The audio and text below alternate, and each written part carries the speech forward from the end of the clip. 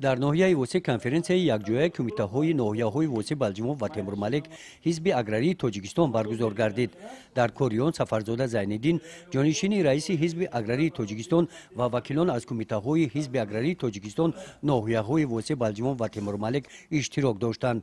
روزنامه کنفرانسیا تصدیق نمودن نقشه چهاربینی‌ها عاید شهر و توضیح پیام پرزیدنت جمهوری تاجیکستان درباره سمت‌های اساسی سیاست داخلی و خارجی جمهوری و مسئله دوم روزنامه کنفرانسیا پیشبری نامزد از حزب اگراری تاجیکستان با وکیل مجلس نمایندگان مجلس عالی جمهوری تاجیکستان در حوزه انتخاباتی یک ماندات‌های واسه رقم 39 عبارت بود. با رعایت ترتیب مقرر گردیده طبق قانونگذاری وکیلان کنفرانسیا نامزدی سلیمان مصطفی نعمتویچ را با وکیلی مجلس نمایندگان مجلس عالی جمهوری تاجیکستان در حوزه یک ماندات‌های انتخاباتی واسه رقم 39 پیشبری نمودند.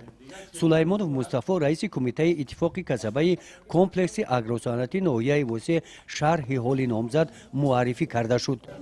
قسمت آوازدهی طریق پنهانی دایر گردید.